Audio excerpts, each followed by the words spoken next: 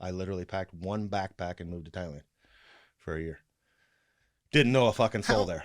All right, man. So that to me, as a fucking adventurer, Yeah, or wanting to be one, yeah, that fucking fires me up. that was fucking so badass. much because that's such a detonate push. Yeah, of like, I could have died. Yesterday numerous doesn't times. exist. Like I should be dead, because I didn't just go to Thailand and like sit in the fucking city. No, I don't imagine you did. Every day I went there, I bought a motorcycle, and every day I'm going out to explore these fucking caves. Like I found myself in caves like spelunking with one of those lights that's on your keychain. That's all I fucking had. And I'm in the Thai jungle by myself. And I'm like, fuck, looking back, I'm like, that was fucking stupid. Because you're in a fucking place like they fucking just lock you up and throw you in a bamboo cage. If you fuck up. It's a weird system of law there, right? Because like weed's a giant no-no in Thailand, like fucking locked up. Huge, yeah. And there's no laws against entrapment. And that's one thing they warned me when I got there. Like a policeman can actually walk up to you, offer to sell you drugs. And then arrest you. You say yes, they arrest you. Whoa. Yeah, there's no such thing as a drug. I didn't find out until listening to some true crime podcast.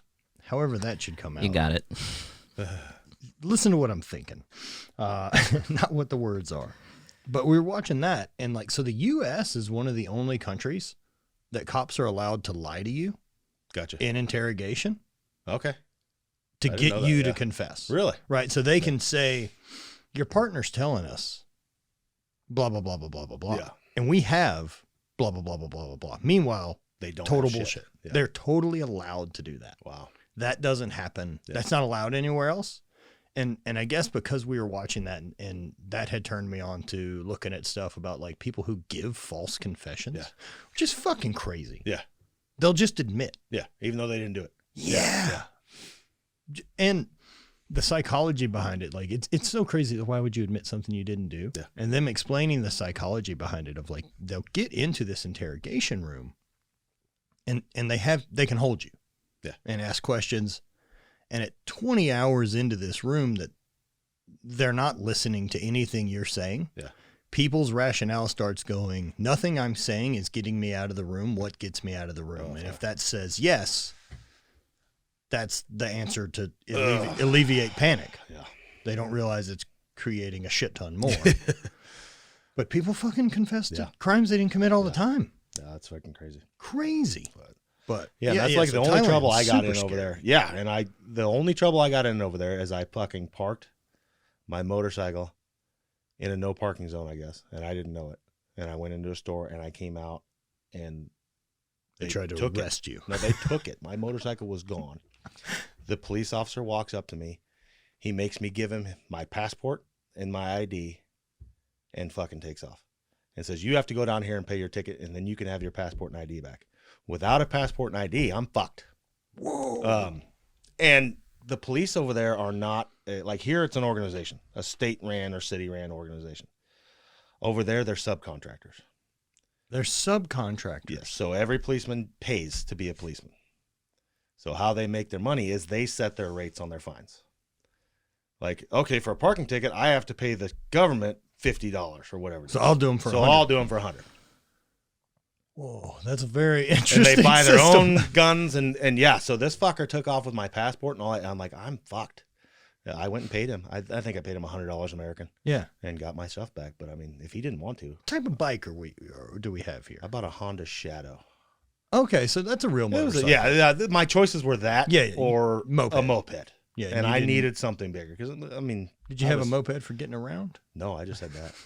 Yeah, I didn't, and I bought it. The most I ever spent in Thailand was $1,000. That's the first month I moved there, and that's because I bought a new motorcycle.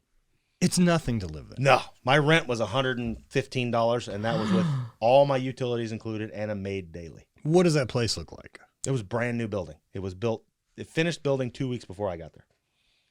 What are we doing, Brant? That's so. Yeah, and then the last 3 months I moved up to Chiang Mai and I lived at a Muay Thai camp to learn from them and help them. And it was my room was like $30. I was one of the 2 rooms at this camp that had air conditioning because I'm not living in fucking Thailand with it. Which was the difference of $5. Yeah, it was like $5-10. Yeah, I'd get a fucking massage every day. It was beautiful. It was. How'd fucking these great. massages end? Well, there's definitely those, but this was from some old lady, and Okay. they're fucking amazing. But it was like $3 for an hour. Oh long massage. man, I can't wait to go to Bali later this year, dude. So I can't wait. I'm gonna live like such a dick for a week on like $150. buy some Romex You're watches. telling me. So like Yeah. when you make that decision, like fuck it, I'm going to Thailand. Yep. Like what amount of research is done before you leave? Not a lot. I mean, within a few weeks. Basically, my biggest hurdle. Like you know what city you want to be in? Yeah, I moved to Pattaya originally. Okay, that's so just lots 'cause of I- expats. Yes, and that's English why I is went gonna there. work. Yes, and that's why I went there. Is because it was. I figured I'd find out something, and my biggest hurdle was going to the. I had to go to the embassy. Anybody can go to Thailand for 30 days, but I wanted to live there at least a year. So you go to the embassy there once. Here. Okay. I went to the embassy here before I left, and I proved that I had an income. Like one thing with the Thai people is they'll let you visit, but they don't let you stay unless prove you're not a drain on their economy. Iceland, same way. Yeah. So like I think we were looking into it last year. For us to go to Iceland, we'd have to get jobs. Yeah. And we determined that I don't know whether our online thing Counts. works because it doesn't help Iceland. Yes. So we may have to fake jobs working for like Hapthor for his gym. See, it might work, and that's why mine worked because they saw, okay, this guy has a job in the States. He gets paid by them, but he'll be spending all his money here. That's true. Maybe that part of it still would just be. So, and that's that why it makes worked for me. sense. And they gave me a year-long visa.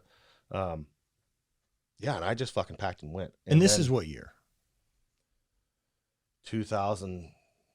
2005, 2004, 2005. So it's still post 9/11. Yeah. So the world is shifted. Yes.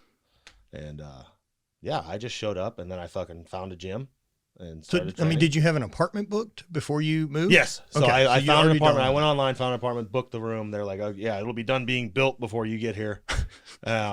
I just flagged down a cab in Bangkok and trusted that he would drive me to the right fucking area because I couldn't speak the language. How He far did. from Bangkok is It was a couple hours in a cab? in a cab. Okay.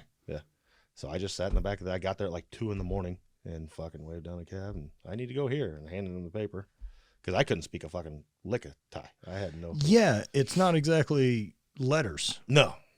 I don't know how well And, I can barely handle English, to yeah. be really honest with you, Phil. I You don't learn know it that's- fast though. You learn squiggles fast? Squiggle symbols? No, I couldn't read anything, but Okay. to speak. Like Okay. I within a month I could read what I called survival Thai. Okay. Or speak it. And so I could live. But most like English is a mandatory second language in Thailand. So they're taught it in school. So any educated person, which is half the population, knows English. So it's not hard. And they love Americans, which was great. The only issue I had, they hate the French and they hate the Dot Indians. French adds up. Yeah. Let's be honest. And well, the reason they're pissed at the Indians is they're right on the border and they come down. They're coming down and starting stores. Mm. The one problem I had was with an Indian guy. Every night after work, I'd go walk the beach, and there's stores on the front of the beach. And this Indian guy grabbed me and started pushing me into his fake Armani store to buy a suit. And I Yeah, fucking just what you needed at night while yeah, walking the and beach. I fucking grabbed him and I threw him against the wall and I told him never fucking touch me again. And all these Thai people ran up and started clapping. They grabbed me and said, "You go now." And got me the fuck, Clapping and then yeah, they got me the fuck out of there because they hate them because they're stealing their business. yeah. The only thing that was a downer about the place was you hear about the sex industry in Thailand. Yeah. It is rampant, Brutal. like depressingly brutal. Oh, really? Yeah, like my fruit lady. So one thing I figured out when I got there is like I found a bar. I'm going to go to this bar. That's going to be mine. I'm going to get to know these people. Yeah, Here's these my are fruit places I lady. know I can drink. Yeah, this is my fruit lady. Building resources. I get it. This When I is moved my to meat St. Louis, lady. I got someone that can fix my truck. Yes. I have. I got a handyman. Yeah, and what happened was then you frequent the same place, and of course, like any place, any third world country, any country you go to, you're going to get, as a foreigner, you're going to get a different price than a local. Sure. But going to the same place and you build up a relationship with these people. Eventually, you're a local. You're a local.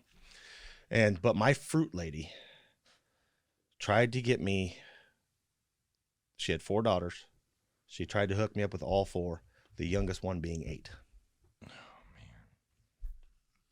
Yeah, it was depressing. And that's like at the bar I went to. And I made this decision before I got there. I was like, I'm going to go, because every bar is a brothel. Right.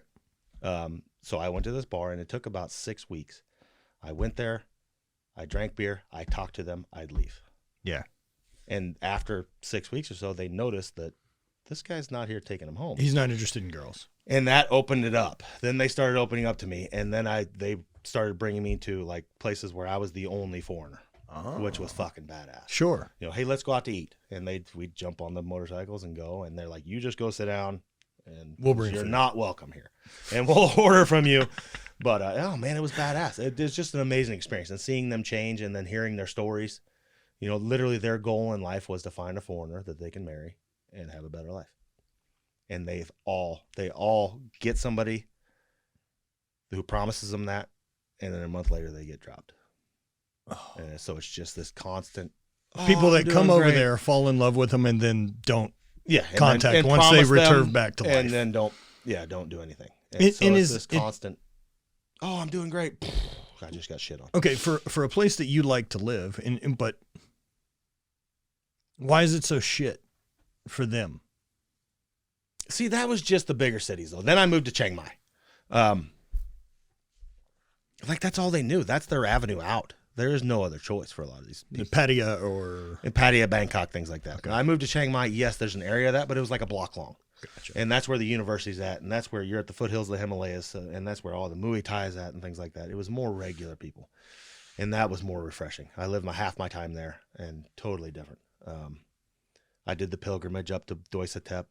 That's the second most important building, or whatever you want to call it, in the Buddhist religion. And there's buses that go up there. Before I left, it was like a 25-kilometer climb up a mountain. And I was like, and you'd only see these old Buddhists walk it. right. I was like, I'm fucking doing that before I go. And so I headed out one morning and I walked 25 kilometers up a fucking mountain. And I got stopped 15 times. Like, why are you walking? You want to ride? You okay? Yeah. And because nobody fucking did it. But I was like, I'm doing this shit. And just bucket list shit like that. And No, so something like that experience, right? Like that walk, that 25 kilometers. yeah. Like, is that something now that you'll still be able to like reference back to in your head and be yes. like, Totally. Yeah. Yeah. And that was just, it's shit. I'm proud that my goal in life was to do shit that nobody else wants to do, but most people don't have the balls to do. I understand. And that's what I've kind of dedicated my life to. Is doing that.